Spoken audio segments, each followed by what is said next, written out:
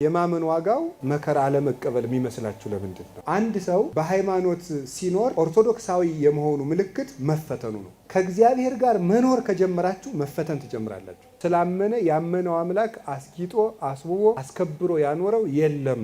ስላመነ የተፈተነ ነው ያለው። አብርሃም እግዚአብሔር ሲጠራው ማርና ወተት የምታፈስ ምድር እሰጥሃለሁ ብሎ ነበር የጠራው። ከጠራው በኋላ ግን የዕለት እንጀራ አጥቶ አብርሃም ወደ ግብፅ እንዲሰደድ ሆኗል። እግዚአብሔርን የመከተል ዋጋ ባሰብነው ሰዓትና ጊዜ ቦታ ላይመጣልን ይችላል። በዓለም ሳለን የምንፈልገው አይምሯችን ምንም ሳይቸገር መደሰት ነው። ከዛ ያ ደስታ ግን ቶሎ የምናጣው ይሆንና መከራን የሚያስከትል ደስታ ይሆናል። በክርስቶስ ስናምን ግን መከራ ይመጣና መከራ ውስጥ የማያልቅ ደስታ ይገኝበታል። ኢትዮጵያ የእግዚአብሔር ሀገር ከሆነች እግዚአብሔር ለምን ሰላም አይሰጥንም የሚል ሁሉም ሰው ነው የሚጠይቀው። ክርስቶስን የተከተልነው ጦርነት እንዳይነካን፣ ረሃብ እንዳይነካን፣ እስራት እንዲቀርልን ነው ወይ ነው? አይደለም። ክርስትናን ከዚህ ጋር የሚያገናኘው ነገር የለም። ሰላም ሲመጣ በጽድቃችን ነው፣ መከራ ሲመጣ በኃጢአታችን ነው። አዎ ኃጢአት መከራ ሊያመጣ ይችላል። ግን ሰላም ስላላገኘን እግዚአብሔር ኢትዮጵያን ትቷታል አንልም። የጎረቤት ልጅ አይቆነጥጥም። የሚቆነጥጡት የራስ ልጅ ነው። እንግዲህ ያው እግዚአብሔር ልጆቹ ካደረጋችሁ ይቆነጥጣችኋል። በመጨረሻው ዘመን ጥሩ ሰው ብቻ ሳይሆን ሃይማኖተኛ ሰውን ማግኘት ላይቻል ይችላል። አራ የምናደርጋቸው እንደ ደመና የሚከቡን በዙሪያችን አሉ ይላል ቅዱስ ጳውሎስ። እነገሌ አሰናክለውኝ እነገሌን አይቼን እንዲሆንኩት ብንል ከፍርድ አናመልጥ። አራ የሚሆኑን አሉ። ቂምን ይዞ አለመዝለቅ እንዴት ይቻላል? ቂም ይዞ የሚተው አባት ተጽፎ እናገኛለን። ሌሊቱን ሙሉ የሚጸልይ ቅዱስ ካለ እኛ ከሌሊቱ 5 ደቂቃ መጸለይን መማር እንችላለን። ሁሉን ትቶ የተከተለ አባት ገድል ካነበብ ቢያንስ አስራት ማውጣትን መማር አለበት። ሰው እያየ የሮጠ ሰው ሲወድቅ ይወድቃል። ክርስቶስን እያየ የሚሮጥ ሰው ግን አይወድቅም። ለክርስቶስ ስም ከተወጣለት ለእኛ ለምን አይወጣልን? ለምን ሰዎች ሲያሙን እንዲሁም አገር አይብቀኝ እንላለን? አብረህ ለምትኖርህን ሚስት አብሮሽ የሚኖረውን ባል መውደድ ካልቻላችሁ ጠላታችሁን ውደዱ ላለ ክርስቶስ መልሳችን ምን ይሆናል? መታረቅ ሲያቅታችሁ ክርስቶስን አስቡት። እወህድጉ ያህድግ ለክሙ እወስራዩ ይሰሪ ለክሙ። ሰው ይተውላችኋል፣ ይቅር በሉ ይቅር ይላችኋል። ንጹህ ጻድቅ መሆን ቢያቅታችሁ ተንኮለኛ ግን አትሆኑ። ጠማማነት ያስኮንናል። ሁለት ሰዎች ሰው አይተው የወደቁ ታሪኮችና የአንድ የቤተ ክርስቲያን አባትን መሰናክል አልፈው ጥሩ የሆኑ ምዕመናንን ታሪክ ባጭሩ ልንገራችሁ። የሚያሰናክሉ ሰዎች ስናይ ምን ማድረግ እንዳለብን ልነግራችሁ ነው በዚያው።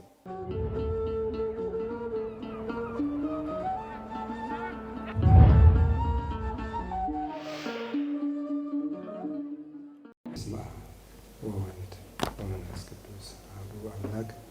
በስመ አብ ወወልድ ወመንፈስ ቅዱስ አሐዱ አምላክ። በስመ አብ ወወልድ ወመንፈስ ቅዱስ አሐዱ አምላክ። ቅድመ ዓለም የነበረ ይህንን ዓለም በካህሊነቱ የፈጠረውን ዓለም በቸርነቱ አስቦ ከታላቅ እስከ ታናሽ ድረስ ትንኝንም እንኳ ሳይቀር ቆጥሮ ሰፍሮ የሚመግብ ስጋችን ተዋህዶ ስጋውን ቆርሶ ደሙን አፍሶ ከመከራ ስጋ ከመከራ ነፍስ ያዳነን መድኃኒታችን ኢየሱስ ክርስቶስ በልቡና አስበን በአንደበት ተናግረን ስለማንፈጽመው ስለ በጎ ቸርነቱ ሁሉ ከባህሪ አባቱ ከአብ ከባህሪ ሕይወቱ ከመንፈስ ቅዱስ ጋር አንድ ለምትሆን መንግስቱ ክብር ምስጋና ይድረሰው።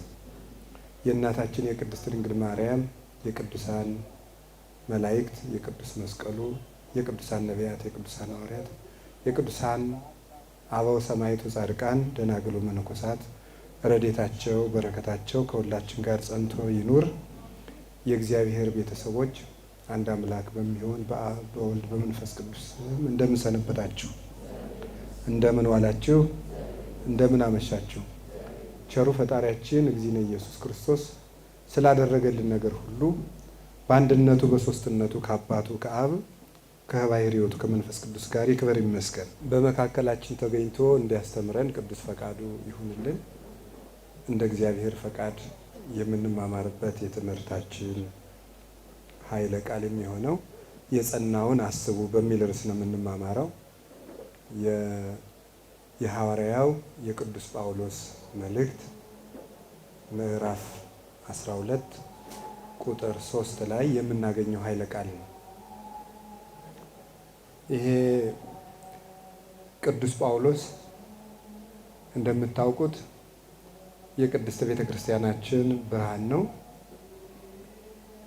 ሀብተ ትምህርት ሀብተ መልእክት የተሰጠው ከቅዱሳን ሐዋርያት ሰፊውን የመጽሐፍ ክፍል ወይም ከመጽሐፍ ቅዱስ 14ቱን የጻፋቸው እሱ ነው። በዋናነት ለቅድስት ቤተ ክርስቲያን ከሚያስደንቁት ጸጋዎቹ አንዱ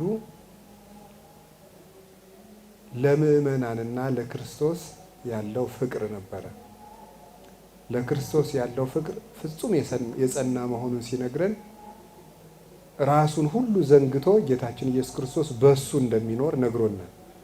አሁን እኔ በስጋ ሕያው ሁኜ አልኖርም፣ በእኔ የሚኖረው ክርስቶስ ነው ይላል። ገላትያ ምዕራፍ 2 ቁጥር 20 ላይ ሲነግረን እኔ በስጋ ሕያው ሁኜ አልኖርም፣ በእኔ የሚኖር ሰው የሚኖረው ክርስቶስ ነው ይላል እና ቅዱስ ጳውሎስ ለራሱ መኖር አቁሞ ለክርስቶስ የሚኖር ሰው ነበረ እና ልሳነ ክርስቶስ ይባላል። የጌታን ነገር ሲናገር የራሱን ነገር ምንም ሳይጨምር የሚናገር የክርስቶስ አንደበት፣ የክርስቶስ ሰሌዳ የሆነ ሰው ነበር ቅዱስ ጳውሎስ። ለምእመናን ደግሞ እንዴት እንደሚያስብላቸው ሲናገር ሁለተኛ ቆሮንቶስ ምዕራፍ 11 ቁጥር 33 ላይ መኑ ውእቱ ዘይደዊ ወያሐምም አነ፣ የማይታመም ማን ነው? እኔስ አልታመምምን? የማይደክም ማን ነው? እኔስ አልደክምምን? ይላል። ይሄ ማለት ምን ማለት ነው? ቅዱስ ጳውሎስ በኃጢአት ለታመሙት ሰዎች ሁሉ ይታመማል። ለታመሙት ሰዎች ሁሉ እንግዲህ በአንድ ሰው ችግር መጨነቅ ትልቅ ፍቅር ይባላል። ቅዱስ ጳውሎስ ግን በኃጢአት ለታመሙት ሁሉ ይጨነቃል።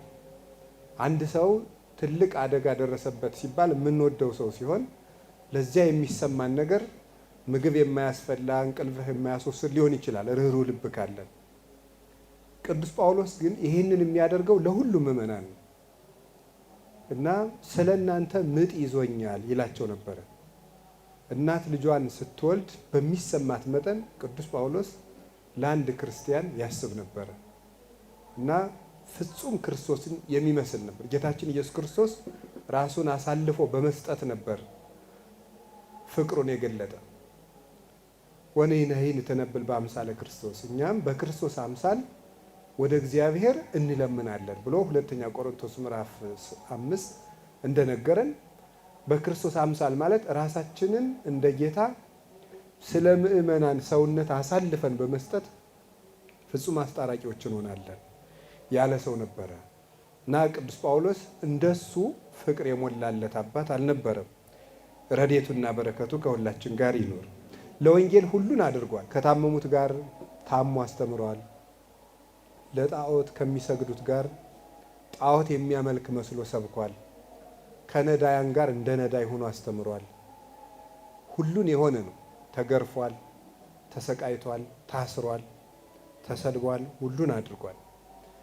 መስሎም አስተምሯል። የዕብራውያን ሰዎች ቅዱስ ጳውሎስ መልእክቱን እንደጻፈላቸው ቢያውቁ መልእክቱን አንቀበልም እንዳይሉ ስሙን ሰውሮ እስከ መጻፍ ምዕመናን ይዳኑ እንጂ የኔ ስም ይቅርብኝ ብሎ መጽሐፍ ጽፎ ስሙ የማን እንደሆነ የማይታወቅ አድርጎ ጻፈ። ስም ይቅርብኝ፣ ክብር ይቅርብኝ ብሎ የሚያስተምር መምህር ቅዱስ ጳውሎስ ነበረ። የዕብራውያን ሰዎች ሕግ ለሚያውቁ የሕጉ ፍጻሜ የሆነውን ጌታችን ኢየሱስ ክርስቶስ ግን ሳይደርሱበት ለቀሩ ለአይሁድ የተነገረ የመጽሐፍ ቅዱስ ክፍል ነው። በዚህ ክፍል ላይ አይሁድ መከራ ተቀብለው የሚያገኙትን ዋጋ ነግሯቸዋል። ምዕራፍ 11 እና ምዕራፍ 12 ላይ መከራ አይንካን ለምን ትላላችሁ? አባቶቻችንም እኮ ቀድመው በመከራ ነው ያለፉ፣ ችግር አይድረስብን የምትሉ ለምንድን ነው? የመከራ የማመን ዋጋው መከራ አለመቀበል የሚመስላችሁ ለምንድን ነው ብሎ ይህንን ለማረም ነው ይህን መልእክት የጻፈው። በሃይማኖት ውስጥ ለሚኖሩ ሰዎች አንዱ ፈተና ሰዎች አምነው ሲጸልዩ፣ ሲጾሙ፣ ሲሰግዱ የእምነታቸው ዋጋ በመከራ አለመነካት መስሎ ይታያቸዋል።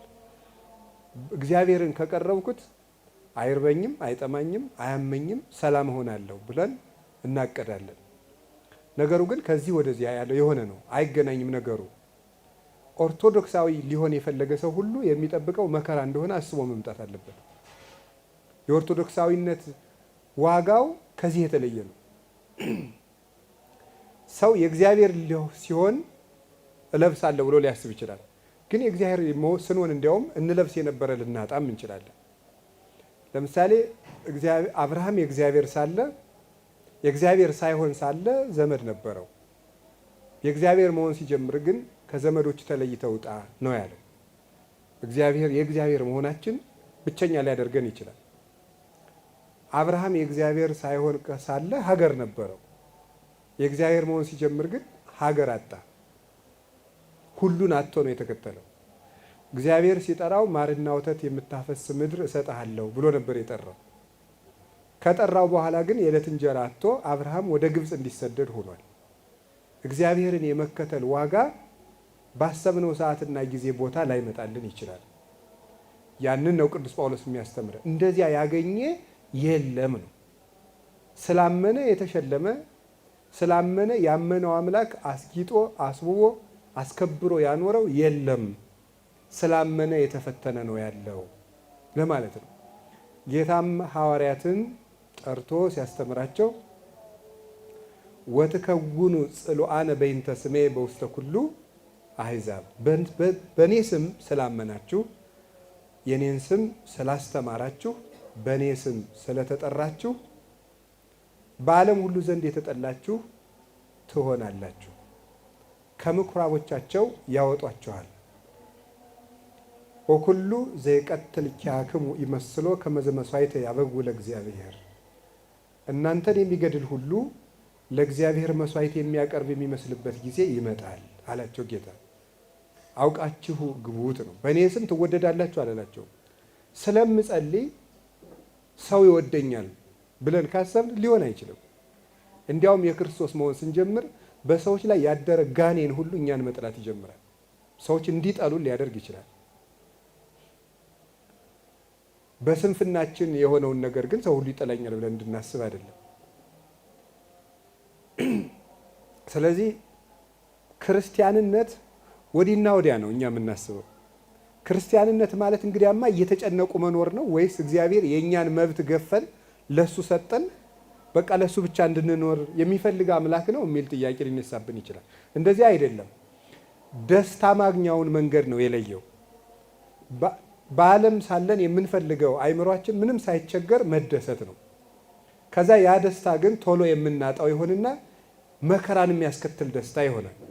በክርስቶስ ስናምን ግን መከራ ይመጣና መከራ ውስጥ የማያልቅ ደስታ ይገኝበታል። መንገዱን ነው ጌታችን ዘወር ያደረገልን። በዚያኛው ሳይከፋችሁ ጊዜያዊ ደስታ አግኝታችሁ ያ ጊዜያዊ ደስታ የዘላለም ሐዘን ጥሎባችሁ ይሄዳል። እኔን ስትከተሉ ደግሞ ሐዘን ይገጥማችሁና ሐዘኑ ውስጥ ግን የማይነጥፍ ደስታ ታገኛላችሁ። ማንም ሊወስደው የማይችል ደስታ ማለት ነው። ያንን ነበረ ጌታ ያስተማረን። ቅዱስ ጳውሎስ ለዕብራውያን ሰዎች ያስተማራቸው አንዱ የሊቀ ካህናቱን የመስዋዕቱን ነገር ካስተማራቸው በኋላ አንዱ መከራዬን ካለ ምንድን ነው የምትሉ? ይህን ሁሉ ያስተምራቸው የፈለገው የሃይማኖታቸው ዋጋ ወዲያው መጥቶ ሮማውያንን አስወጥቶ እግዚአብሔር ሰላም እንዲሰጣቸው ይፈልጋሉ። መሲሁ ከተወለደ ለምን ሰላም አይሰጠንም? ሮማውያን ለምን ይገዙናል? የሚል ጥያቄ ነበራቸው። አንደኛ መሲሁ ተወለደ ካልከን ሊቀ ካህናቱ ተሻረ ካልከን ማን ሊቀ ካህናት ይሆነናል?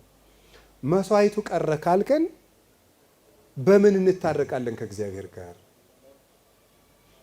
መሲሁ ከተወለደ ለምን ከሮማውያን መከራ አያድነንም? የሚሉ ሶስት ጥያቄዎች ነበሩባቸው። የዕብራውያን መልእክት እነዚህ ሶስት ጥያቄዎች ለመመለስ የተጻፈ ነው። ሊቀ ካህናቱ ተሻረ ካልከን ማን ሊቀ ካህናት ተሻረ ይሆነናል ብለው ለጠየቁት ጥያቄ ኦሪትሰ ትሰይም ሰብአ መዋቴ፣ ኦሪት ሟች ሰውን ሊቀ ካህናት አርጋ ትሾማለች። ዘከመዝኬ ሊቀ ካህናት ይደለወን፣ እንዲህ ያለ ሊቀ ካህናት ይገባናል። ዘልዑል እምሰማያት፣ ከሰማያት በላይ ያለ ከኃጢአት የራቀ ሁሉን የሚችል እንዲህ ያለ ሊቀ ካህናት ይገባናል ብሎ እንዲያው ወደ ታላቁ ሊቀ ካህናት አምጥቻችኋለሁ፣ ወደ እሱ ወስጃችኋለሁ ብሎ ነው ቅዱስ ጳውሎስ የሚያስተምራቸው። አኮ ግብር ቦቱ ከመቀ ሊቃነ ካህናት ላያቀርቡ ቅድመ በይንተ ኃጢአቶም ወድኅረ በይንተ ሕዝብ፣ አስቀድመው ስለ ራሳቸው ኃጢአት በኋላ ደግሞ ስለ ሕዝቡ ዕለት ዕለት መስዋዕት እንደሚያቀርቡ እንደ ቀድሞዎቹ ሊቃነ ካህናት ዕለት ዕለት መስዋዕት ማቅረብ የሚያስፈልገው አይደለም። ውእቱሰ ገብረ ዘንተ በምዕር ሶአርሶ፣ እርሱ ግን ራሱን መስዋዕት አድርጎ ባቀረበ ጊዜ ይሄን አንድ ጊዜ ፈጽሟልና በአንድ ጊዜ መስዋዕት የዘላለም ሕይወትን የሚያድል እንዲህ ያለ ሊቀ ካህናት ይገባናል ብሎ የሊቀ ካህናቱን መብለጥ ነግሮ የነሱንም የዘመን መብለጥ ነገራቸው። በጉ ቀረ ካልከን በምን ከእግዚአብሔር ጋር እንታረቃለን ሲሉት ደግሞ ወደሙ ለእግዚእነ ኢየሱስ ክርስቶስ ያነጽ ህሊናነ እምግብር ምውት፣ የጌታችን የመድኃኒታችን የኢየሱስ ክርስቶስ ደም ህሊናችንን ከሞተ ስራ ሁሉ ያነጻናል አላቸው። ዕብራውያን ምዕራፍ 9 ቁጥር 14 ላይ ይሄ እምግብር ህሊናነ የደሙ የበጉ የፍየሉ ደም የሚያነጻው አፋዊ ለምጽ ነበረ። የክርስቶስ ደም ግን ነፍስን ስጋንና መንፈስን የሚቀድስ ነው። ያንን ሰጠን ነው። ለዚህ ነው ካህኑ ቅዱስ ስጋውን ክቡር ደሙን ሲያቀብለን ስጋሁ ለአማኑኤል አምላክነ ዘነሶ እምእግዝእተ ኩልነ ለቅድሶተ ስጋ ወነፍስ ወመንፈስ፣ ስጋን ነፍስን ለመቀደስ አማኑኤል ከመቤታችን ከቅድስት ድንግል ማርያም በሁለት ወገን ድንግል ከሆነች ከሷ ነስቶ የተዋሃደው ቅዱስ ስጋው ይህ ነው ብሎ ያቀብለናል። አንዱ የቀራቸው ደግሞ ክርስቶስ ከተወለደ ለምን በመከራ እንሳቀያለን? መሲሁ ሲወለድ ለምን ሰላም አናገኝም ብለው ነበር ጥያቄያቸው። ይሄንን ነው መከራ አይንካን የምትሉ ለምንድን ነው? ዛሬም በሀገራችን ታውቃላችሁ፣ ኢትዮጵያ የእግዚአብሔር ሀገር ከሆነች እግዚአብሔር ለምን ሰላም አይሰጠንም የሚል ሁሉም ሰው ነው የሚጠይቀው። ግን ክርስቶስን የተከተልነው ጦርነት እንዳይነካን፣ ረሃብ እንዳይነካን፣ እስራት እንዲቀርልን ነው ወይ ነው? አይደለም። ክርስትናን ከዚህ ጋር የሚያገናኘው ነገር የለም። ፖለቲካ ጥሩ መጣ አልመጣ ከክርስትና ጋር የሚያገናኘው ነገር የለም። ሰላም ሲመጣ በጽድቃችን ነው፣ መከራ ሲመጣ በኃጢአታችን ነው። አዎ መከራ ኃጢአት መከራ ሊያመጣ ይችላል። ግን ሰላም ስላላገኘን እግዚአብሔር ኢትዮጵያን ትቷታል አንልም፣ ወይም እግዚአብሔር ከኛ ጋር እኛ አይደለም አይደለም። እንደዚያ ከሆነማ መከራ አይንካን ለምንድን ነው የምትሉ? የማይቆነጠጥ ልጅ እኮ የሰው ልጅ ነው አላቸው ቅዱስ ጳውሎስ። የጎረቤት ልጅ አይቆነጠጥም፣ የሚቆነጥጡት የራስ ልጅ ነው። እንግዲህ ያው እግዚአብሔር ልጆቹ ካደረጋችሁ ይቆነጥጣችኋል አለ። ስለዚህ ምን አደረጋቸው? እንዲህ ብሎ ይጀምራል። ቁጥር 1 ሲጀምር ዕብራውያን ምዕራፍ 12 ቁጥር 1 ላይ ሲጀምር እንዲህ ብሎ ይጀምራል። ነገረ መከራ ያለበት አንቀጽ ነው። አማርኛው መጽሐፍ ቅዱስ የምዕራፍ 11 መጨረሻ አድርጎ ነው አሁን የምጠቅሰውን ቃል የሚናገረው። ግዕዙ ግን ምዕራፍ 12 ቁጥር 1 አድርጎ ይጀምራል። ሁሉንም ሲጠቀስ ግራ እንዳትጋቡ ለማለት ነው። ምን ይላል? እለብነ እሙንቱ ሰማይት ዘያአውዱነ ከመ ደመና፣ እንደ ደመና የሚከቡን እንደዚህ ያሉ ምስክሮች አሉን። ወንሩጽ ሀበ ጽኑ ተስፋነ፣ በሃይማኖት ተጠብቆ ወዳለልን ተስፋ በትዕግስት እንገስግስ። ወንትለወ ለፍጹም መላክነ፣ የእምነታችን ራስና ፊት አውራሪ አበጋዝ የሚሆን ክርስቶስን በትዕግስት እንከተለው። ዘታገሰ ሀፍረተ መስቀል አናይስዮ፣ ሀፍረትን ንቆ መከራ መስቀልን የታገሰ በእንተ ፍስሐሁ ዘጽኑ ሎቱ፣ ተዘጋጅቶለት ስላለ በፊቱ ስላለው ደስታ የመስቀልን ሀፍረት የናቀውን የእምነታችን ራስ ክርስቶስን እያሰብን ወደፊት እንሩስ። ሀሊ ወእስኩ ለዘመጠነዝ ተአገሰ ማኅጣን፣ ከኃጢአተኞች ይህንን ያህል የታገሰውን የጸናውን እስኪ አስቡት። ተጋደልዋ ወበይዋ ለኃጢአት፣ ኃጢአትን እምቢ በሏት ታገዟት። ከመይትስርህ ወይትልክም ነፍስክሙ፣ ነፍሳችሁ በኃጢአት እንዳትደክም። አዲክሙ ይጸናይክሙ እስከ ትበጽሑ ለደም፣ ደም አፍስሳችሁ ኃጢአትን እስከ መዋጋት ድረስ ገና አልጸናችሁም እና ስለዚህ የጸናውን አስቡ ይላል። ስለ ቃሉ የእግዚአብሔር ስሙ የተመሰገነ ይሁን። ምን አለ? ወብነ ሰማይት ዘያአውዱነ ከመ ደመና። እንግዲህ አንድ ሰው በሃይማኖት ሲኖር ኦርቶዶክሳዊ የመሆኑ ምልክት መፈተኑ ነው። የማይፈተን ክርስቲያን ከክርስቶስ ኅብረት የወጣ የሰይጣን ባልደረባ ነው። ከእግዚአብሔር ጋር መኖር ከጀመራችሁ መፈተን ትጀምራላችሁ። ከእግዚአብሔር ጋር መኖር ካልጀመርን ብቻ ነው ፈተና የሚቀርልን ማለት ነው። ስለዚህ ከእግዚአብሔር ጋር ስንኖር መፈተን እንጀምራለን። ከእግዚአብሔር ጋር ስንኖር ፈተና ሲመጣ አንዱ የምንቸገርበት ነገር ምንድን ነው ሲባል አርአያ ማጣት ነው። አርአያ ማጣት ወይም ደግሞ ማንን እንምሰል የሚል ነው። በጣም ብዙ ፈተናዎች አሉት። አሁን በዚህ ዘመንም አንዱ ጥያቄ ነው ማለት አርአያ የሚሆነን ሰው ጠፋ የሚለው ማለት ነው። ሁሉም ሰው ሁሉም ምዕመናን የራሱን ችግር ማየት ትቶ አርአያ የሚሆነን አባት አጣን ነው የሁሉም ሰው ጥያቄ። አርአያ የሚሆነን አባት የለም፣ ጥሩ አባት የለንም፣ ጥሩ መሪ የለንም። ፊት ለፊታችን ማንን እያየን እንጓዝ? መነኮሳቱ እንዲያደርጋሉ፣ ቄሶቹ እንዲያደርጋሉ፣ ጳጳሳቶቹ እንዲያደርጋሉ፣ ማንን እያየን ጥሩ እንሁን የሚል ጥያቄ ሁሉም ሰው ያነሳል። ምክንያቱም የሰው ልጅ ሁል ጊዜ ከተጠያቂነት አመልጥበታለሁ ብሎ ያሰበውን ነገር ሁሉ ይናገራልና። አንዱ ምንድን የሚያደርገው አርአያ ስላጣን ወይም ደግሞ የሚመሩን ሰዎች ኃጢአተኛ በመሆናቸው ምክንያት እኛ ከቅጣት የምናመልጥ ይመስልናል። ግን አናመልጥ። ብዙ ናቸው ብለህ ከኃጢአተኞች ጋር አንድ አትሁን ነው የሚለው ነቢዩ ሲራክ። ኃጢአት የሚበዙ ሰዎች ስለበዙ እንደምን ላድርግ ክፉ ዘመን ሆነ ብለን መልስ መስጠት አንችልም። ምክንያቱም ክርስቶስ ለኛ በተፈጥሮ 3 ነገር ሰጥቶናል። አንደኛው ዕውቀት ነው፣ ሁለተኛው ምርጫ ነው፣ ሶስተኛው ክህሎት ነው። 3 ሰጥቶናል። ዕውቀት ሰጥቶናል፣ ክፉና በጎ እንድንለይ እያስተማረን ነው። አይምሯችን ራሱ ጠያቂ ነው። ሁለተኛ ደግሞ ምርጫ አለን፣ ነፃ ፈቃድ ሰጥቶናል። አስገድዶ ኃጢአት ያሰራን ሰይጣንም የለም፣ አስገድዶ ያስጀመረን ጓደኛም የለም። ወደን ለምደን ፈቅደን ነው የምንጀምረው። ሶስተኛ እምቢ የማለት ችሎታ ሰጥቶናል። የሚወስን ልብ፣ የሚያስብ አይምሮ፣ የሚሸሽ አካል ሰጥቶናል። ኃጢአት የገዛ ፍላጎታችን አስገድዶን ብንሰራ እንኳን ራሳችንን የምንሰራው እንጂ ኃጢአት እንድንሰራ ወይም ባንሰራ የሚደርስብን መከራ የለም። ስለዚህ ራሳችን ወደን የምናደርገው ኃጢአትን የሚያሸንፍ ችሎታ፣ መምረጥ የሚችል ነፃ ፈቃድ፣ ክፉና በጎ መለየት የሚችል አይምሮ ስለሰጠን እግዚአብሔር ተጠያቂ ራሳችን ብቻ ነው። ስለዚህ እግዚአብሔር ይሄንን ሁሉ ጸጋ ሰጥቶናል። አሁን ደግሞ አርአያ የሚሆንን ማን ነው? አርአያ የሚሆን ሲጠፋ ዘመን እየከፋ ሲሄድ፣ እንዲያውም አሁን እኛ ያለንበት ዘመን ጥሩ ነው። ላንመለከታቸው እንችላለን እንጂ ብዙ በጎ ሰዎች አሉ። በገዳምም አሉ፣ በከተማም አሉ፣ ከካህናትም አሉ፣ ከምዕመናንም አሉ። እኛ ማየት ስላልቻልን በጎ ሰዎች የሉም ማለት አይደለም። መቼስ ነፋስን ስላላየነው ነፋስ የለም አንልም። እኛ በጎ ሰው አይተን ባናውቅ በጎ ሰው የለም አይባልም። ግን ባናይስ ነው። እንዲያውም በመጨረሻው ዘመን ጥሩ ሰው ብቻ ሳይሆን ሃይማኖተኛ ሰውን ማግኘት ላይቻል ይችላል።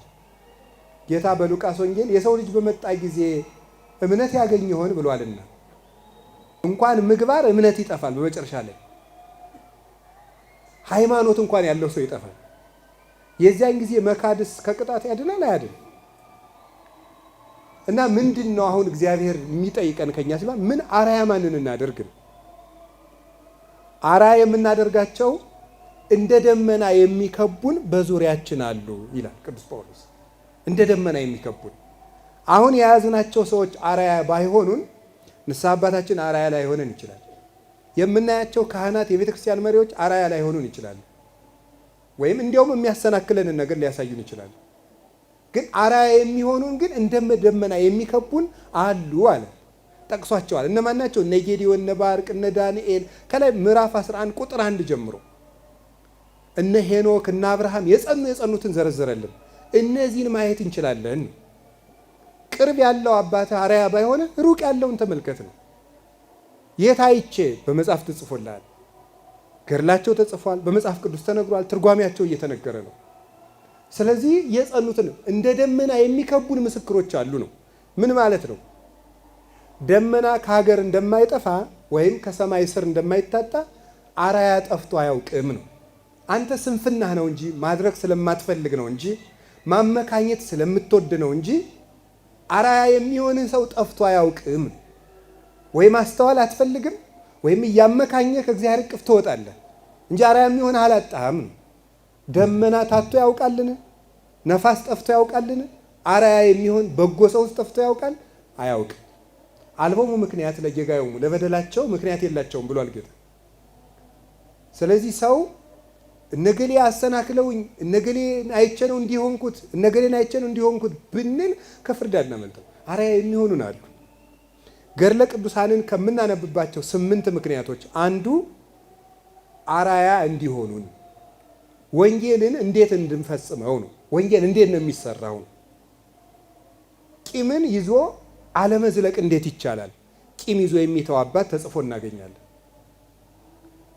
እንዴት ጸሎትን ማዘውተር ይቻላል? አዘውትሮ የሚጸልይ አባት ገድል አለልን፣ እዚያ መማር እንችላለን። ገንዘብን መናቅ እንዴት ይቻላል? ገንዘብን የሚንቁ አባቶችን እናገኛለን፣ ታሪካቸው አለ። ስለዚህ ወንጌል እንዴት እንደሚተገበር የሚያሳዩን እንደ ደመና የሚከቡን፣ እንዲያውም የሚከቡን ነው እንጂ የሚጋርዱን አላለም። እለ ይጼልሉነ አላለም ይላሉ አባቶቻችን። የሚጋርዱን አላለም፣ የሚከቡን ነው ይላል። ለምንድን ነው እንደዚህ ያለው? መጋረድ በአንድ በኩል ብቻ ነው፣ መክበብ ግን ዙሪያውን ነው። አራያ የሚሆኑን ሰዎች ብዙ ናቸው ነው፣ ጥቂት አይደሉም። መጋረድ ለምሳሌ በዚህ የጋረደኝ ሰውዬ በዚህ ላይ ጋረደኝ ይችላል፣ በዚህ በኩል ቢጋረድ በዚህ ላይ ጋረድልኝ ይችላል። እና የሚከቡን ማክበብ ዙሪያውን ነው። አራያ የሚከቡን ሰዎች ብዙ ናቸው፣ አራያነታቸውም ብዙ ነው። ምናልባት እኛ አንድ ሰው ሆነን የብዙ ኃጢአት ባለጸጎች ልንሆን እንችላለን። አንድ ሰው ነን ግን አካላችን ኃጢአታችን ግን የብዙ ነገር መከማቻ ነው። አንድ ቅዱስ ሆኖ ግን ለብዙ ነገር ምሳሌ የሚሆኑ ደግሞ ወልተዋል። አቡነ ተክለ ሃይማኖት ለሰማዕትነት ማስረጃ ናቸው፣ ለምናኔ ማስረጃ ናቸው፣ ለነቢይነት፣ ለሐዋርያነት፣ ለካህንነት፣ ለምንኩስና፣ ለሁሉ ነገር ለመታዘዝ፣ ገንዘብን ለመናቅ፣ ሹመትን ለመናቅ አንዱ ቅዱስ ብቻ ለብዙ ነገር ምሳሌ መሆን ይችላል። አብነታቸው በብዙ ወገን ነው። ሌላው የደመና ስራ ምንድን ነው? ደመና ፀሐይ ይመታና ፀሐዩን ራሱ ላይ አስቀርቶ ለእኛ ጥላ ይሰጣል። ቅዱሳን እነሱ መከራ ተቀብለው ለእኛ ፍቅር የሚሰጡ ናቸው። ርኅራኄ፣ ጤና፣ ሀብት ይሰጣሉ። መከራውን እነሱ ተቀብለውታል። እነሱ በተቀበሉት መከራ በእነሱ ገድል ተማጽኖ እነሱን ያመነ ሁሉ ጤና ያገኛል፣ ሀብት ያገኛል፣ ሰላም ያገኛል፣ ከእግዚአብሔር ጋር ይታረቃል። ፀሐዩን እነሱ ተመተው ለእኛ በጎ ነገር የሰጡን ቅዱሳን አባቶቻችን ናቸው ደመና የሚላቸው። በዛሬው ዕለት ጥር 20 ቀን ያረፈ አንድ አባ ክሎግ የሚባል አባት አለ እና እሱ በሰማዕትነት ተሰቃይቶ ያረፈ ነው፣ አንገቱን ተከልሎ። ይህ ቅዱስ ሲያርፍ ምንድን ነው ያለው? ጌታችን ኢየሱስ ክርስቶስ የምትወደውን ነገር ለምነኝ ብሎ ሲጠይቀው ስጋዬ በሚቀበርበት ቦታ ሁሉ ሰላም ይሁን፣ መከራ አይንካቸው፣ ስጋዬ በተቀበረበት ቦታ የተማጸኑት ሁሉ ጤና ስጣቸው፣ ሀብት ስጣቸው፣ በሀገሬ ችግር አይኖር፣ በዕለተ እረፍት የተማጸኑትን ሁሉ ይቅርታህን ስጣቸው። አያችሁ፣ እሱ በሳት ተቃጥሏል፣ አንገቱን ተቆርጧል። ፀሐይን እሱ ተመታ፣ ጥላውን ከስሩ ላሉ ሰጠ። የአባቶቻችን ስራቸው የቅዱሳን ስራ ይሄ ነው። ቅዱሳንን የምናምናቸው ደመና ስለሆኑ ነው። የእግዚአብሔር የመቅሰፍቱ ሐሩር ወርዶ እንዳያቃጥለን እነሱ መከራውን ይመቱና ለእኛ ከእግዚአብሔር ጋር መታረቁን እንዳመጠናችን ይሰጣሉ። እነዚህ ናቸው ደመና የሚባሉ። ከዚያ ምን አላቸው? እንደዚህ ያሉ ምስክሮች አሉን። ቢያንስ የአቡነ ገብረ መንፈስ ቅዱስን ታሪክ ያልሰማ የለም፣ የአቡነ ተክለ ሃይማኖትን ያልሰማ የለም። የቅዱሳንን ታሪክ እንሰማለን። እዚያ ውስጥ ምንድን ነው የምንወስደው ነው? ሌሊቱ ሙሉ የሚጸልይ ቅዱስ ካለ እኛ ከሌሊቱ 5 ደቂቃ መጸለይን መማር እንችላለን። 40 ቀንም ምንም ሳይበላ የሚጾም ሰው ካለ ቅዱስ ካነበብን እኛ ቢያንስ እስከ 9 ሰዓት መጾምን መማር አለብን። ሁሉን ትቶ የተከተለ አባት ገድል ካነበብን ቢያንስ አስራት ማውጣትን መማር አለብን። የሚያስተምረን አላጣንም፣ አለመተግበራችን ብቻ ነው። አራያ የሚሆኑን ብዙ ናቸው። ሁለተኛው ከነዚህ ሁሉ በኋላ ማን አራያ ይሁነን ተብሎ ሲጠየቅ ክርስቶስ ነው፣ ራሱ ነው። የጸናውን አስቡት፣ ክርስቶስን አስቡት። ሌላው ይቅር በቃ እሺ፣ አይ የአባቶችን ታሪክም አላውቅም ምንም አላውቅም ካላችሁ በቃ በዋናነት መቼስ ክርስቶስን ሳታውቁ ክርስቲያናት ሆኑ። ክርስቶስን ስታውቁ ደግሞ መቼስ መሰቀሉን ረስታችሁ ክርስቲያናት ሆኑ። ስለዚህ እሱን እዩ ነው። ሌላው አልታያችሁ ካለ ቢያንስ እሱን እዩ ነው። እንዲሁ የአብርሃምን ታሪክም አትወቁት፣ የዳዊትን ታሪክም አትወቁት፣ የዳንኤልን አትወቁት። ቢያንስ ግን የክርስቶስን ታሪክ ታውቃላችሁ። እሱን እያያችሁ ጽኑ ነው። የጸናውን አስቡ ነው። ሰው እያየ የሮጠ ሰው ሲወድቅ ይወድቃል። ክርስቶስን እያየ የሚሮጥ ሰው ግን አይወድቅም። ክርስቶስን እያየን እንሩጥ ያለው ለዚህ ነው። ምክንያቱም እሱ ስቅለቱን አሳይቶ ትንሣኤውን ነው የሚያሳየን። ትንሣኤውን አሳይቶ እርገቱን ነው የሚያሳየን። ክርስቶስን የሚያይ ሰው መስቀል ብቻ አይቶ አይቀርም። ትንሣኤን ያያል፣ ቀጥሎስ እርገትን ያያል። በደመና ተከቦ መምጣቱን የሚያያል። እና ምን ማለት ነው ክርስቶስን ማየት ማለት? ክርስቶስን እያዩ አራያ ማድረግ ማለት ምን ማለት ነው? ሞቶ መነሳትን ማመን ነው። አቶ ማግኘትን ማመን ነው። እስኪያስቡት የጸናውን እስኪያስቡት ይላል። ሀል ይወስኩ ይላል። እስኪያስቡት ማለት ምን ማለት ነው? እሱ ምንም የማይጠቀምበትን መከራ ጸንቶ ተቀበለው። እናንተ ግን የምትሸለሙበት መከራ ነው። ብትራቡ የዘላለም ሕይወትን ትጠጉበታላችሁ። ብትሰደቡ የመላእክትን ምስጋና ትሰሙበታላችሁ። ብታጡ ለዘላለም ታገኛላችሁ። ልብሳችሁ ቢገፈፍ ብርሃን ለብሳችሁ የምትኖሩበት ሀገር አለ። ቤት ባይኖራችሁ የብርሃን ቤት አለ። ብቸኛ ብትሆኑ በመላእክት ማህበር የምትመሰገኑበት ጊዜ። ለዚያውም የሚያመሰግነን አንድ ሰው አይደለም፣ ራሱ ክርስቶስ ንጉሱ ክርስቶስ ነው። በሕዝቡ ሁሉ መሃል በፍጥረታት ሁሉ መሃል የአባቴ ቡሩክ ብሎ የሚያመሰግነን ራሱ ነው። እስኪያስቡት እሱ የማይጠቀምበትን መከራ ከታገሰ እናንተ የምትጠቀሙበትን መከራ ለምን አትታገሱ? እንድንታገስ የሚያደርገንስ ምንድን ነው ይላል? ሀበዘ ጽኑ ተስፋነ፣ ተስፋችሁን እያያችሁ ሩጡ ነው። ጌታችን ኢየሱስ ክርስቶስ በዕለተ ዓርብ የተቀበለውን መከራ እንዲታገስ ያደረገው ምንድን ነው ሲባል ምን አለ? በእንተ ፍስሐው ዘጽኑ ሎቱ፣ መከራውን እንዲያውም ናቀው ነው የሚለው። ደግሞ ምን ይላል? ወታገሰ ለዘመጠነ ዝ ታገሰ ማጣል። ታገሰ ብቻ አይደለም ያለው፣ ከኃጢአተኞች ይሄን ያህል የታገሰ ነው የሚለው። የጠብም እኮ አቻለሁ አይደለም? የጠብም አቻለሁ። እንደው አደፋፈሩ ተብሎም እኮ ሰው ይናደዳል። ያለ አቅሙ ተጣላይ ብለን ራሱ የጠባቻ እንኳን እንፈልጋለን። ልክ እንደው ትንሽ ሰው ከትልቅ ሰው ጋር መጣላት ደስ የሚለው አለ። በነገራችሁ ላይ እንደው ተንኮል አላብራራላችሁም ብዬ ነው እንጂ የብዙ ሰው ተንኮል በነገራችሁ ላይ ይገባኛል። ተንኮለኛ ስለሆንኩም እንደሆነ አላውቅም። አይ ተንኮለኛ ስለሆንኩ አይደለም የሚገባኝ፣ መጽሐፍ ቅዱስ ስለማውቅም አይደለም ስለተማርኩ ነው። መጽሐፍ ቅዱስ ታውቆ አያልቅ እና መጽሐፍ ቅዱስ የሚያውቅ ሰው ሰውን ያውቃል። እውነት ልንገራችሁ እና እንደው አደራ ይሁንባችሁ እምላችሁ ከመጽሐፍ መምህር ፊት አያውቅብንም መስሏችሁ የሆነ ነገር እንዳታረጉ። እናውቅባቸዋለን። የፈለገ እንደው አራዳ ነኝ ብትሉ ምናምን ብትማሩ እናውቀዋለን። ተንኮላችሁ በደንብ ነው የምናውቀው እንዳይመስላችሁ። እግዚአብሔርን እናውቃለን ብለን እየለፋን እናንተን ማወቅ ይቀተን እንዴ? የዋናችሁ መሰለኝ። በደንብ ነው የምናውቃችሁ። ይገርማችኋል ማለት ነው። ታጭበረብሩም፣ ስትዋሹም፣ ስትቅጠፈጠፉም ሁሉን እናውቃለን። የውሸታችሁን ትትናም የእውነቱንም ሁሉንም እናውቀዋለን። በእርግጥ ልብን የሚያውቅ እግዚአብሔር ነው።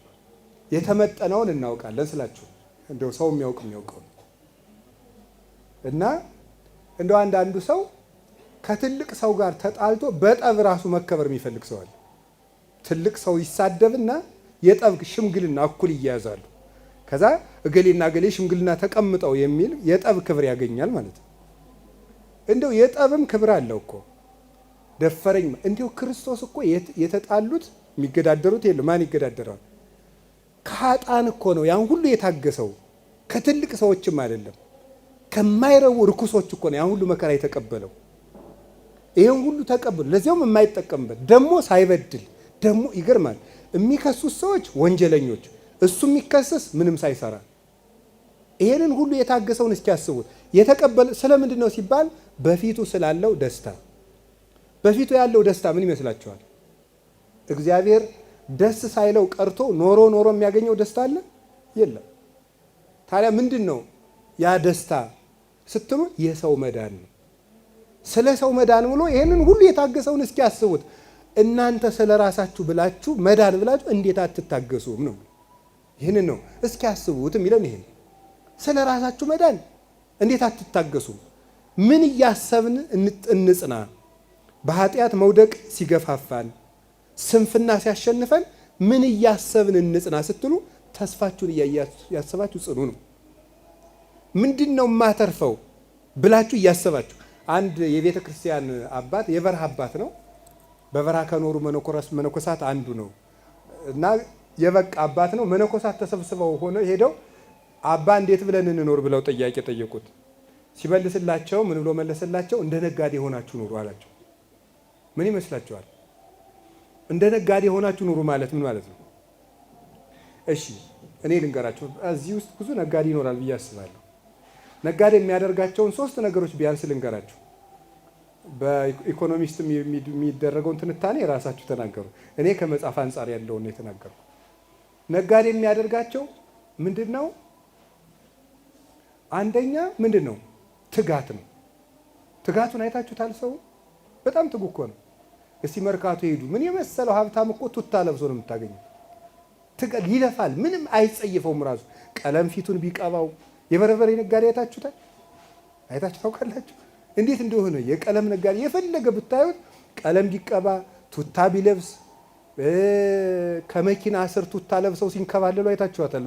መኪና የሚጠግኑ ሰዎች ያን ቢያደርግ ምንም ችግር የለም። ይሄ ቀለም ቢቀባ ቀለም ይቀባሉ። ይሄ የመስኮት አካባቢ መጋጠሚያ የሚሰሩት አሉ ጥቁርቁር ብለው። ይሄ ሁሉ የሚያደርገው ምን ነው? ትጋት ማለት ምን ማለት ነው? ትጋት ማለት ጸንቶ መቀጠል ነው። ደስ ብሎት ነው የሚያደርገው። ሁለተኛው ምንድን ነው የሚያደርገው? ከትርፉ ላይ አይኑ አትነቀልም። የማን ሀሳብ ነው ይሄ? የነጋዴ ነው። ምኑን ነው የሚያስበው? ትርፉን ነው። ትርፉ ምኑን ያዘነጋዋል መሰላችሁ? ልፋቱን የሚዘነጋው በምኑ ነው? በትርፉ ነው። ብሩ ይታየዋል። የበርበሬውን መተንተን በምንድን ነው የሚረሱት? እያለ አፍንጫው እያፈሰሰ የሚሰፍረው ምኑን እያሰበ ነው? ብሩን። ትርፉን ስለሚያስብ እዚያ ንግዱ ውስጥ ያለውን ውጣ ውረድ ትዝም አይለው። ብሯ ናት ዋናው ትርፉ።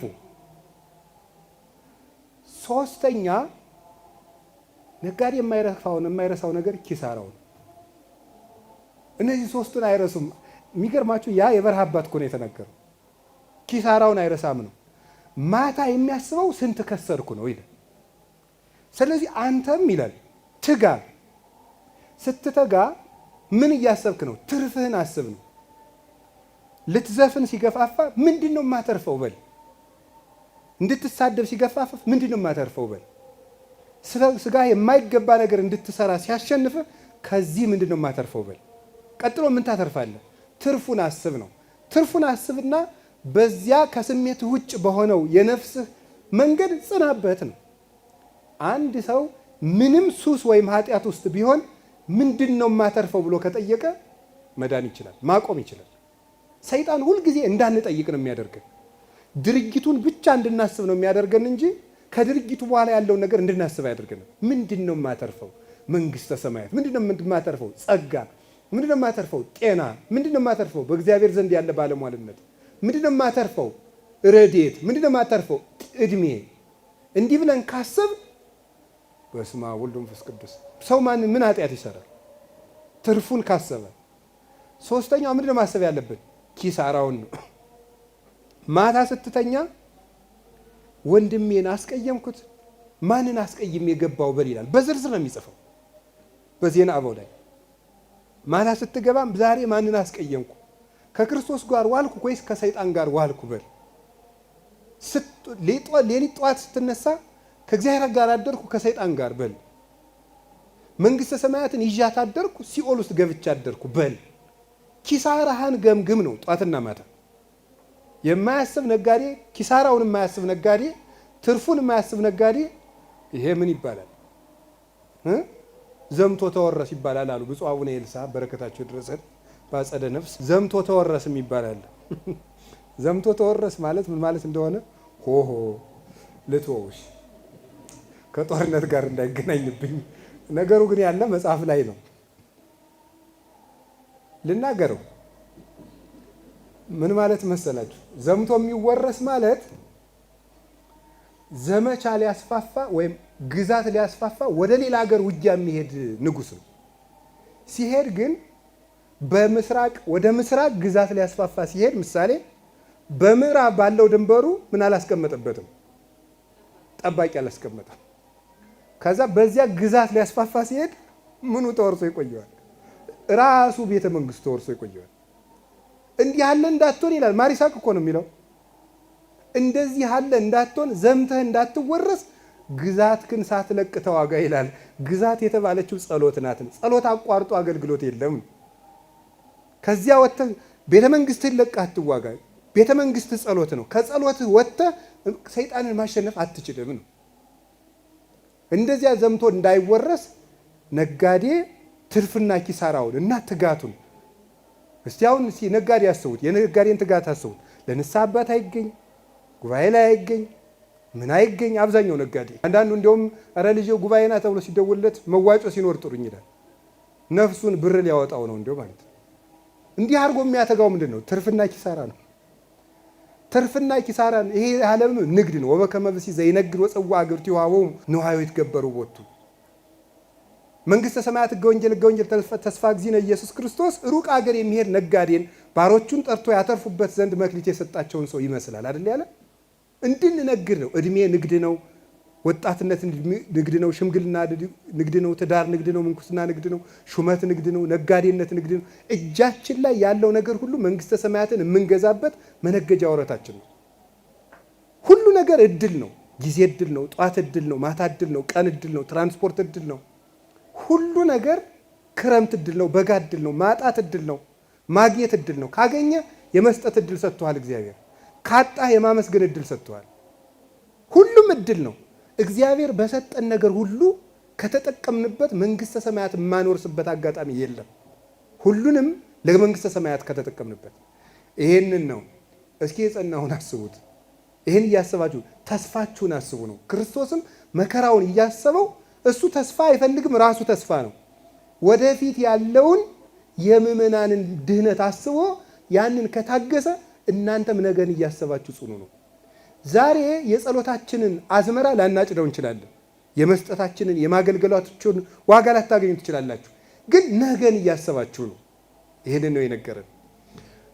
በመጨረሻ የጸናውን አስቡ። እንግዲህ ጌታችን እያሰብን መጓዝ ነው። ከቃሉ ጋር ናችሁ።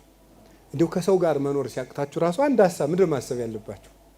ክርስቶስ እንኳን ምንም ሳይበድል ተሰድቧል። እንዲሁ ተሰደብኩ ብላችሁ እንዲሁ እንደ ተልባ ወደ ላይ ሲያንጫጫችሁ ማለት ነው። እንደሚቆላ ተብላ ወደ ላይ እንዲሁ ተነካው ስትሉ እንዲህ ጌታ ራሱ ተሰድቦ የለ እንዴ በሉ ነው። ክርስቶስን አስቡ ማለት ምንድን ነው? በእያንዳንዷ አንዳንድ ሰሞን ቤትም ልታጡ ትችላላችሁ። አይታለም አለኝ እባክህ እሱን ለድሃ ተናገር እንዳትሉ። ያላችሁ ተረጋጉ። ሊፈርስ ይችላል አይታወቅም። ግን ምንድን ነው ማሰብ ያለብን? ቤት ስታጡ ድንገት አሁን ያላችሁን ቤት ብታጡት ድንገት አያድርገውና ምንድን ነው ማሰብ ያለብን? ጌታም ቤት አልነበረው። ለቀበሮች ጉድጓድ አላቸው፣ ለወፎች ጎጆ አላቸው። የሰው ልጅ ግን ራሱን የሚያስጠጋበት የለው። ቤት ባጣን ጊዜ ክርስቶስን ማሰብ። አገር አስጥለው ባሰደዱን ጊዜ ጌታም እኮ ምን ብሎ ነበር ነው? ተሰዶ ነበር። በተራቆትን ጊዜ ብናጣ ጌታም እኮ ራቁቱን ውሏል ማለት ክርስቶስን እያሰቡ መሮጥ። ክርስቲያንነት ማለት ቴዎሎጂካል ፍቹ ባጭሩ ክርስቶስን መከተል ማለት ነው። ክርስቶስን መከተል ነው፣ ሌላ ፍች የለው። ክርስቶስን መስሎ መኖር እና ክርስቶስ ከደረሰበት መድረስ ነው። ይሄ ነው፣ ሌላ ነገር የለው። ክርስቶስን መምሰል ነው ክርስቲያንነት። እና ክርስቶስን እያሰባችሁ ሩጡ። መታረቅ ሲያቅታችሁ ክርስቶስን አስቡት። እስቲ የበደሉትን አያውቁምና ይቅር በላቸው ያለው እሱን አስቡና ይቅር በሉ ነው። እሱን እያሰባችሁ ጽኑ ነው። መታረቅ ሲያቅታችሁ እንዲያው ለምን ከአይሁድ ግን እንሮጣለን? እኔን ምን ያህል ችሎኛል ማለት አይበቃንም እንዴ? እኛን ምን ያህል ነው የቻለን እግዚአብሔር? ያንን አስባችሁ ይቅርታ አድርጉ ነው። እወህድጉ ያህድግ ለክሙ እወስራዩ ይሰሪ ለክሙ። ተው ይተውላችኋል፣ ይቅር በሉ ይቅር ይላችኋል ብሏል ቅዱስ ዮሐንስ አፈወርቅ በቅዳሴ። ስንተው ይተውልናል፣ ይቅር ስንል ይቅር ይለናል። እና ጌታችን ኢየሱስ ክርስቶስ ለሁሉ ለድህነት፣ ለዝምታ፣ ለመከሰስ፣ በሐሰት ለመከሰስ ስም አጥፊ ሲነሳብን ከክርስቶስ በላይ ስሙን ያጠፉት ሰዎች አለ ሰው አለ እንዴ? ምንድን ነው ያሉት? ሰንበትን የሚሽር ሐሰተኛ ምስጋና ይግባውና የወንበዴዎች ወዳጅ ያልተባል እስቲ እንደው ስም ቢወጣላችሁ የክርስቶስን ያህል ስም ወጥቶላችኋል? የሐሰት ስም እንዴት ሊወጣላችሁ ይችላል? አንድ የበረሃ አባት ስለ ትሕትና ሲናገር ሲጀመር ትሕትና ለሰው አያስፈልገውም ማለት። ምክንያቱም አቧራ ምን ትሕትና አለው እንዴ? አቧራ ምንድን ነው? ድሮም የእግር መረገጫ ነው። ከአቧራ እግዚአብሔርም ሰውን ከምን አበጀው ነው የሚለው? ከምድር አፈር አበጀው ነው። ስለዚህ ሰው አፈር ነው። አፈር ምኑን ዝቅ ያደርገዋል? ድሮም ዝቅ ያለ ነው። ትሕትና የሚስማማው ለክርስቶስ ነው። ልዑል እሱ ዝቅ ብሎ ስጋ ለብሷልና እና ትሕትና ራሱ እኮ እኛ እንደው ገሌ ትሑት ሲባል ራሱ ታምር ነው። ትሕትና ራሱ አያስፈልገንም። ለእኛ የሚያስፈልገን ልክን ማወቅ፣ አቅማችን ማወቅ ነው የሚያስፈልገን። ትሕትና ለባለቤቱ ለክርስቶስና እሱን መስለው አምሳለ ክርስቶስ ደረጃ ለደረሱት አበው ነው፣ ለእነሱ ነው የሚነገረው ትሕትና ራሱ። እና እስቲ እንደው እግዚአብሔር ያሳያችሁ። ለክርስቶስ ስም ከተወጣለት ለእኛ ለምን አይወጣልን? ለምን ሰዎች ሲያሙን እንዲሁም አገር አይብቃኝ እንላለን? ይገርማችኋል እኮ ሰይጣን በእኛ የሚስቀውን ያህል በማን ይስቃል? አሁን ባለትዳሮች ከሚስቶቻችሁ ስትጣሉ፣ ከባሎቻችሁ ጋር ስትጨቃጨቁ እኔ እንዲሁ እግዚአብሔር አይስቅም እንጂ በእኛ ከሚስቀው በላይ በማን ሊስቅ ይችላል? እውነቴን እኮ ነግራችሁ እንዴ አንተ እንዲሁ ክርስቶስ ወደ ጠላቶቻችሁን ውደዱ ብሎ አንተ ወዳጅህን ብትጠላ ምንድን ነው የምትመልስለት ይላሉ። ምን ትመልሳለህ እስቲ?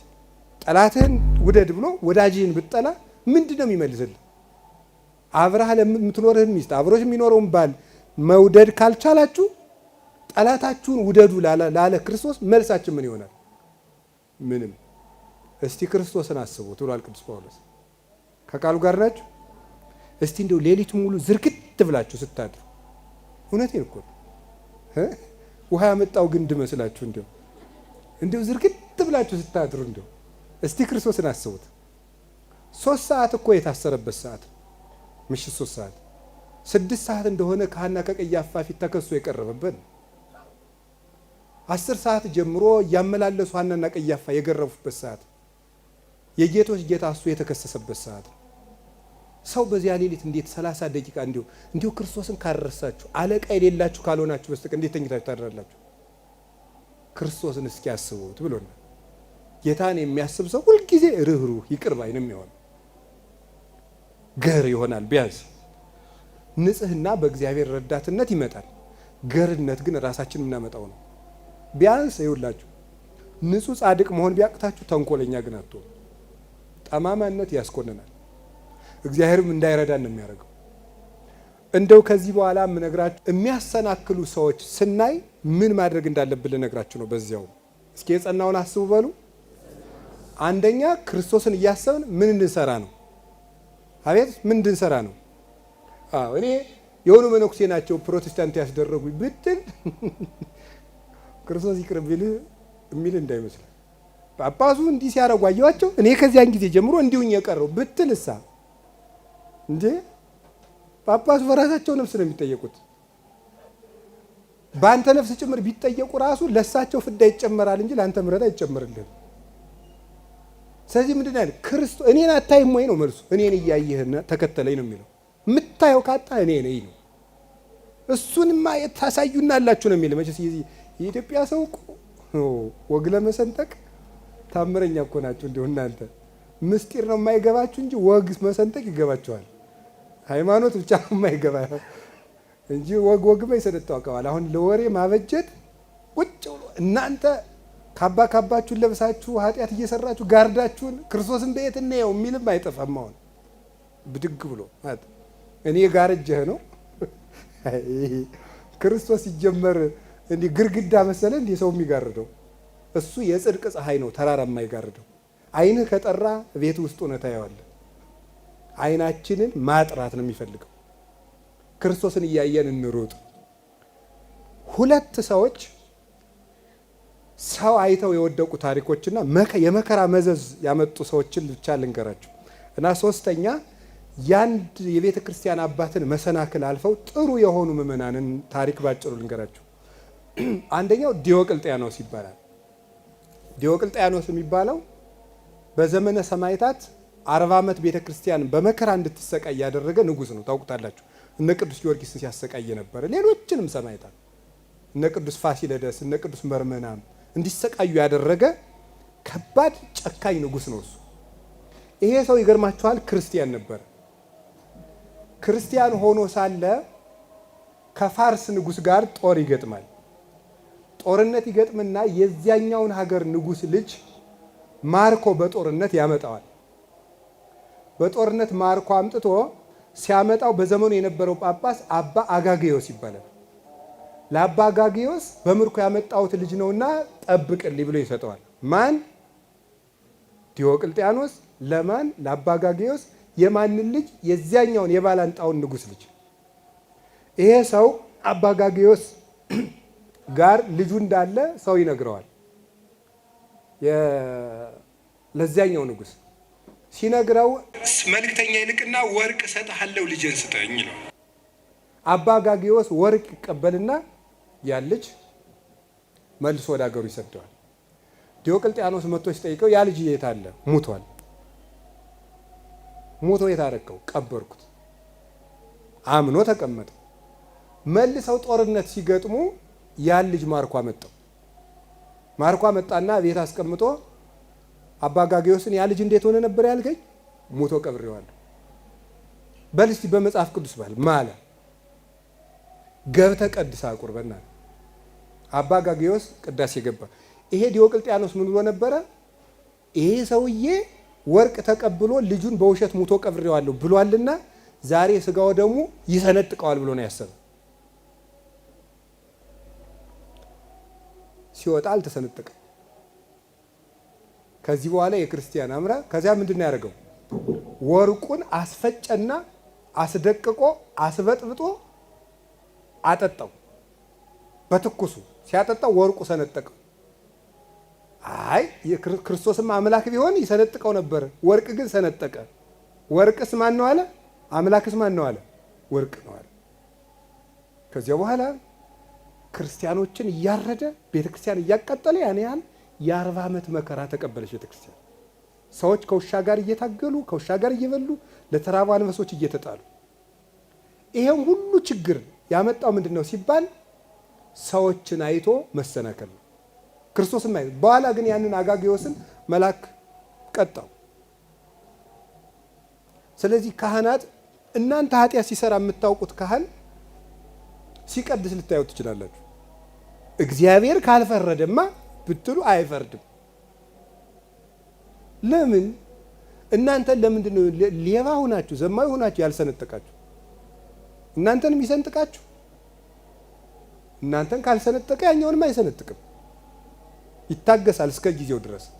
ሰኞ ያልፈረደ እግዚአብሔር ግን ማክሰኞ አይፈርድም ማለት አይደለም። እንዲህ ያለ እንደ አጋጌዮስ ያለ ሌባ ሲገጥመን ምን ያለውን አስቡ ነው ያልኳችሁ። ምን ያለውን አስቡ ነው። የጸናውን ብር እየተቀበለ ሰው የሚሸጥ ጳጳስ ሊገጥመን ይችላል።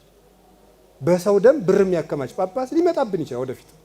እንዲህ ያለውን ስታዩ የጸናውን አስቡ። እስኪ የጸናውን አስቡ በሉ። አዎ ይሄ ነው።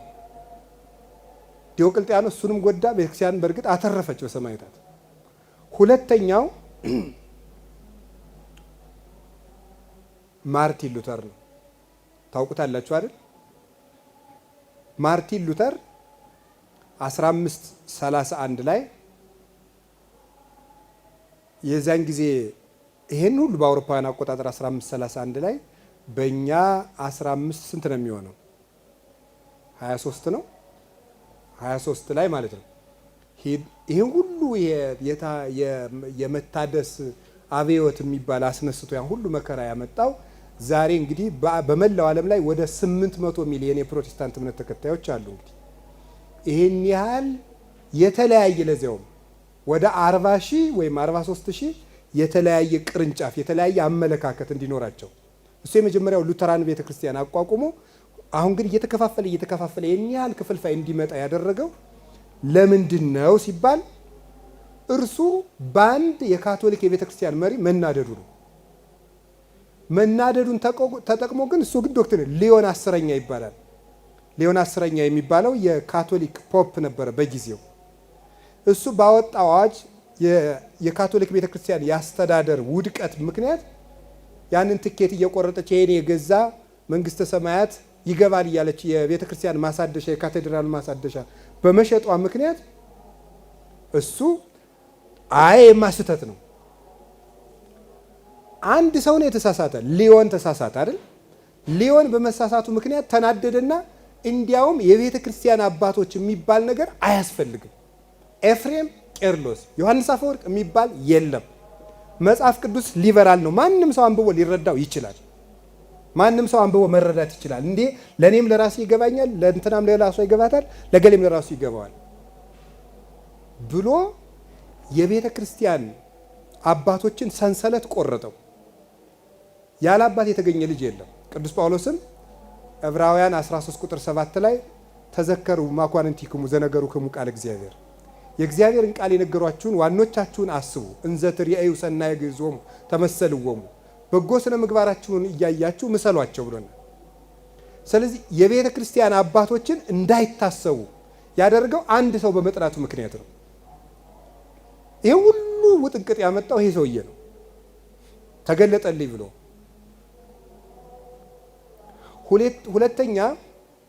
ሁለተኛ ጢሞቴዎስ ምዕራፍ 3 ላይ ቅዱስ ጳውሎስ ቤተክርስቲያንን ሲገልጣት ምኑ ላይ ይገልጣታል ይመስላችኋል?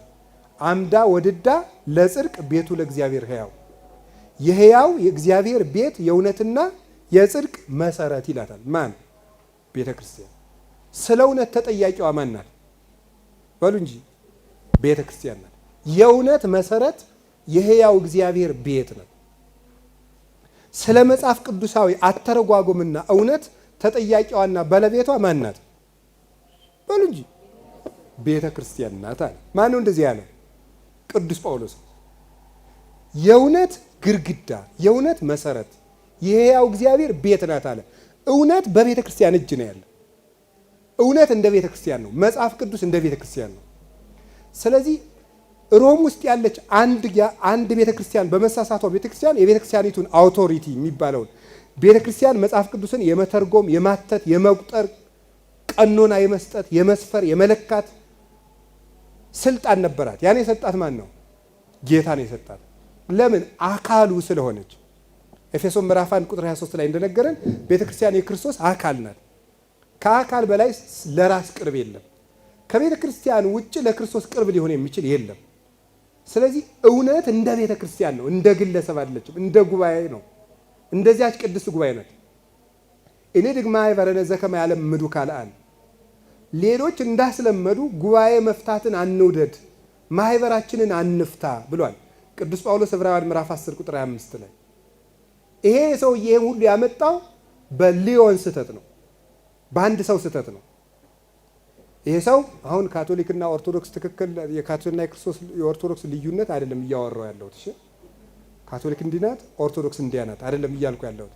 እየተናገርኩ ያለሁት በአንድ ሰው እልክ የገባ ሰው ምን ያህል ቤተክርስቲያን ዋጋ እያስከፈላት እንደሆነ፣ ትውልድ ዋጋ እያስከፈለ እንደሆነ ሉተር ተገልጦለት አይደለም፣ እልክ ይዞት ነው።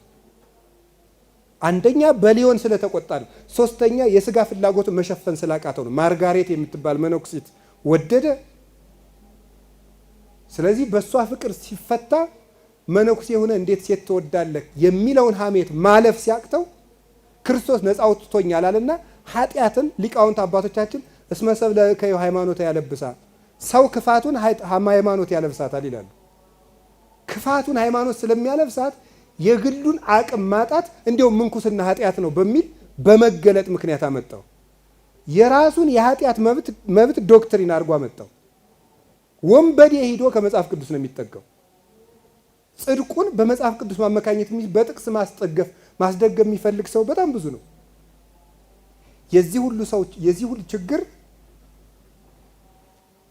ይሄንን አመጣ። ቃል ኪዳኑን ማፍረሱ፣ ምንኩስናን ማፍረሱ፣ ከገባው ቃል ኪዳን መውጣቱ፣ ብዙ ሴት መነኮሳያትን ከዚህ የአውግስጢኖስ ገዳም ከሚባለው አፍልሶ ማውጣቱ እንደሚያስጠይቀው ስለሚያው ከዚያ የህሊና ጥያቄ ነፃ ለመውጣት ሲፈልግ እንዲያውም ማንኛውንም ኃጢአት ብሰራ ተጠያቂው ክርስቶስ ነው ማለት ጀመረ። ልንገራችሁ፣ ማንኛውንም ኃጢአት ብንሰራ ተጠያቂው ክርስቶስ አይደለም፣ ራሳችን ነው። እስመ አንተ ተፈድዮ ለኩሉ በከመ ምግባሩ፣ አንተ ለሁሉ እንደ ስራው ትከፍለዋለህ ብሏል መዝሙር 64 ላይ። ራዕየ ዮሐንስ ምዕራፍ 22 ቁጥር 12 ላይም ነግሮናል። ለሁሉ እንደ ስራው ልከፍል እመጣለሁ ነው። የማቴዎስ ወንጌል ምዕራፍ 25 ቁጥር 31 ላይ ወደ ቀኝም ዙሮ ወደ ግራም ዙሮ የሚጠይቀው ስራ አለ። እንደ ስራው ለሁሉ ይፈርዳል። እንዴ ዕብራውያን ሮሜ ላይ ቅዱስ ጳውሎስ ነግሮናል። አንተ ሰው የታምሩን ከመሳይሉ ለእግዚአብሔር ኪያከ ያግርህ በንስሐ፣ የእግዚአብሔር ቸርነት አንተን ወደ ንስሐ እንዲመራ አታውቅምን? በእግዚአብሔር ቸርነት እያመካኝ ኃጢአት ልትሰራ ተወዳለህ ወይ? ንስሐ ባለመግባት መጠን ፍዳን ለራስህ ታከማቻለህ ብሎ ተናግሮ ለምንሰራው ኃጢአት ሁሉ የምንጠይቀው እኛ ነን። ለምንሰራው ኃጢአት ሁሉ ይቅርታ ሊሰጠን የሚችል ሊቀ ካህናት መሆኑ እውነት ነው። ክርስቶስ ደሙ ይቅርታ እንደሚሰጠን እስከ ዓለም ፍጻሜ እንደሚያስታርቀን እንደሚታርቀን እውነት ነው።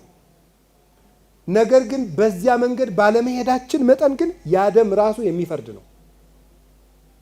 የጌታን እንጀራ እንደበላ አላወቀምና እስመ ደይኖ ወመቅሰፍቶ በላ ለርሱ፣ ለራሱ ፍዳውን መቅሰፍቱን በላ እንዲህ ያለ ሰው ብሏል ቅዱስ ጳውሎስ አንደኛ ቆሮንቶስ ምዕራፍ 11 ላይ ሲናገር የጌታን እንጀራ እንደበላ አላወቀምና ብሏል። እንዲህ ያለ ሰው ክርስቶስ መልሶ አይሰቀልለትም ብሎና ዕብራውያን 6 ላይ ምድርን ለመሰቴት ዝናመ ወለማ አብቆለት ሶከዋ ሚከላ፣ ምድር ዝናብ ጠጥታ እሾህና ሚከላም ብታበቅል ቅርብት ዳን ላንድዶ ወደ ሀሪታ ለመርገም፣ መሬት ውሃ ጠጥታ ዘር ተዘርቶባት እሾህ ብታበቅል በእሳት ለመቃጠል የቀረበች ናት። ቃለ እግዚአብሔር ሰምተህ ምግባር ልትሰራ ሲገባ የኃጢአት አሜከላም ብታበቅል ክርስቶስ ይመረኛል ማለት አትችልም፣ ክርስቶስ ለአንተ መልሶ አይሰቀልም ይላል ዕብራውያን 6 ላይ ሲናገር ቅዱስ ጳውሎስ ቁጥር 14 ጀምሮ።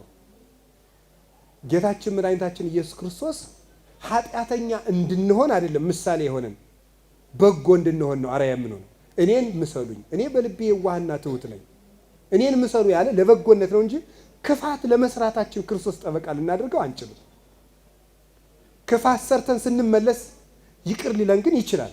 ለዚህ እንመካበታለን። ኃጢአት እየሰሩ ለመኖር ግን ምክንያት አይሆንም። ቃል ኪዳንን ለማፍረስ ግን አይሆንም። ጌታም ብሏል ወደ ኋላ አትመለሱ ተዘከርዋ ለብእሲተ ሎጥ፣ የሎጥን ሚስት አስታውሷት ብሎናል ሉቃስ 14 ላይ። እና ይሄው ሰውዬ የሁሉ ችግር ያመጣብን በአንድ ቤተ ክርስቲያን ማኩረፉ ነው። ብዙ ሰዎች ከኛ ቤተ ክርስቲያን ወጥተው ቸርች የሚመሰርቱት ምን የሚሉት እውነት እንዳይመስላችሁ ተገልጦላቸው አይደለም፣ አኩርፈው ነው። ወይ አንድ ቄስ አብሽቋቸው ነው፣ ወይ አንድ መነኩሴ አብሽቆታል፣ ወይ አንድ ጳጳስ አብሽቆታል፣ ወይም አንድ ሰው መዝሙር ከልክሎታል፣ ወይ አንድ ሰው አሰብክም ብሎታል። የኩርፊያ መወጫ ነው የሚያደርጉት። ስለዚህ ጌታዬ ከቤተ ክርስቲያን ውስጥ ችግር ገጠመኝ፣ አንድ ጳጳስ እንዲያደርጉ የአንድ መነኩሴ ለምን መላው ጳጳስ አይበድሉም? ይሄ ማስረጃ ሊሆን አይችልም። የጸናውን ምን በሉ ነው የጸናውን ክርስቶስን እያየህሩት ፓትርያርኩ ሌባ ሆኑ ምን ሆኑ ማለት መልስ አይደለም። ክርስቶስን ማየት ይቻላል ነው። የኛ ፓትርያርክ ሌባ አይደሉም። እሺ የእውነቴን ነው፣ የእውነቴን ነው። በአባትነታቸው አናፍርባቸው፣ የሚያስመኩን አባት ናቸው እንጂ እንደው ከቃሉ ጋር ናቸው። እግዚአብሔር ከሁላችን ጋር ይሁን። ሶስተኛ የጸናውን ያሰቡ 5 ሴቶችን ልንገራችሁ። አንደኛ ገሊት አይደለም፣ 5 ሴቶች በአንድ ላይ ናቸው። 5 ሴት ሲተረክ ልናድር ነው እንዴ እንዳትሉ ማለት ነው። ብትሉኝም አልተርክም። መሪያቸው ጤቀላ ትባላለች እና ሌሎች 4 ሴቶች ናቸው። ታሪካቸውን የምታገኙት የጥር 30 ስንክሳር ላይ ታገኙታላችሁ። እነዚህ ሴቶች አባታቸው ወይም መምህረ ንስሐቸው ካህኑ ቀሲስ ፎላ ይባላል እና በዘመኑ የነበረው ሰው ይሄ ሰውዬ ሌባ ቄስ ነው። ቀሲስ ፎላ በአመፅ ገንዘብ የሚሰበስብ ሰው ነው። በአመፅ ገንዘብ ሰብስቦ አከማችቶ ለንጉሱ ደረሰው። ሂዱና ውረሱበት ሌባ ቄስ ብሎ አስወረሰበት። ቄስ ቤተ ክርስቲያንን ትቶ ገንዘብ መሰብሰብ ከፈለክ መወረሱ አይቀርም። የእውነት ይልኩ ነው ነገራቸው። ቅዱስ ጴጥሮስ አንድ ቀን እርሙን እኮ አሳ ሊያጠምድዶ ባዶውን ነው ዙሮ ሲነጋ እና እንደው የኔታ ሊቀ ሊቃውንት ዕዝራ ምን ይላሉ መስላችሁ? እንደው ቅዱስ ጴጥሮስ ጌታ ሲመጣ ማልዳ ምንድነው ያለው ለጌታ? ስንለፋ አድረን አንድም አሳ ምን አላልንም አላገኘንም እና ቄስ ሲነግድ ድሮም አያምርበትም ይላሉ። ይሄንታ ሲተረጉሙት ይሄ ድሮም ቄስ ቢነግድ አያምርበትምና ጴጥሮስ ምን ብሎ መጣ? ባዶ መረቡን መጣ። የቄስ ንግዱ ማን ነበረ? ክርስቶስ ነበር። አዎ እግዚአብሔር። ክርስቶስን ሲያገኝ ግን ምን መጣለት? አሳ አገኘ ነው። ቄስ ክርስቶስን ይነግዳል እንጂ አሳ አይነግድም አሉ። ገንዘብ ከሰበሰበ የቤተክርስቲያን ሰው ገንዘብ ዓላማ ሆኖ ካገለገለ ይከስራል፣ ይወረሳል። ሲወረስበት እነዚህን ሴቶች መጣና እነዚህን ደናግል እሱን ያስተማራቸው ቀሲስ ፎላ እነዚህን ደናግል ሴቶች መጣና የንጉሱ ቢትወደድ መጥቶ ሃይማኖታችሁን ካዱ አላቸው። እኛ አንክድም አሉ። ሄደና ቀሲስ ፎላን ገንዘብህን እንድመልስልህ ከፈለክ እነዚህን ሴቶች ሃይማኖታችሁን ካዱ፣ ለጣዖት ስገዱ ብለህ ስበካቸዋል። ሄደና ሃይማኖታችሁን ካዱ አላቸው። ገንዘቡ እንዲመልስለት ለብር ብለው መልእክት ከሌላ ከነማን እንደሚቀበሉት አይታወቅም። የሚመጡ ቄሶች ዛሬም አሉን። እግዚአብሔር የተመሰገነ መተው ገንዘብ ውሻ በበላበት ምን ይላል የሚል የኢትዮጵያ ሰው ይጮሃል። የበልተው ተቀብለው በእውነቱ እንዲህ ነው እንዲያ ነው የሚሉ ቃሉን ላለ ማለት ነው። እንዲህ ነው እንዲያ ነው እያሉ እንደ ሜሞሪ እየተጫኑ የሚጮሁ እየመጡ የሚጮሁ ሞልተውናል። ዛሬም ቢሆን ከላይ እስከታች ነው ያልኩት። ምን አላልኩ አሉን ሰዎች ሞልተውናል። እንዲህ ያሉ ሰዎች አሉ። ምን አሉ እንዴ? ስታስተምረን የነበርክ እንዲህ አልክ እንዴ? በልቶ እኛስ ክርስቶስን እንከተላለን። መጨረሻ ላይ ሄደ፣ ታዘበው ንጉሱ። በል ክርስቶስን ካድና ደም ጠጣ፣ ለጣዖት የተሰዋውን በግ ጠጣ፣ ያደረ የበከተ ምግብ ብላለው። የጣዖቱን መስዋዕት በላ። መጨረሻ ላይ እነዚህን አስተምረህ ጥሩ ክርስቲያን ያደረካቸውን ሴቶች በሰይፍ ግደላቸውና ገንዘብን እመልስልሃለሁ አለ። ሊገላቸው ሰይፍ ይዞ ሄደ። አንተ ነፍሰ ገዳይ የክርስቶስን ስጋ ለኛ ባቆረብክበት እጅህ፣ የክርስቶስን ደም ለኛ ባቆረብክበት እጅህ የኛን ደም ልታፈስ መጣህን? ለአንተ ይብላኝ እንጂ እኛስ ክርስቶስ እንከተላለን ብለው አንገታቸውን ተቆርጠው ሰማዕት ሆኑ። አክሊል ተቀበሉበት። ተቀብለው ሲጨርሱ ምን ቢሆን ጥሩ ነው መሰላችሁ? ንጉሱ አንተ ለልጆች ያልሆንክ ለማንም አትሆንም ብሎ እሱንም ገደለ። ምኑን አጣ መሰላችሁ? ገንዘቡንም ሃይማኖቱንም ክብሩንም አጣ። እነዚያ ሴቶች ግን የጸናውን ማንን አሰቡ? ያስተማራቸው፣ የመከራቸው፣ ወንጌል የነገራቸው፣ ያቆረባቸው ቄስ ደማቸውን ሊያፈስ ሲመጣ ክርስቶስን አስበው አክሊል ተቀበሉ። የጸናውን አስቡ። ወስብሐት ለእግዚአብሔር። ይቆያል።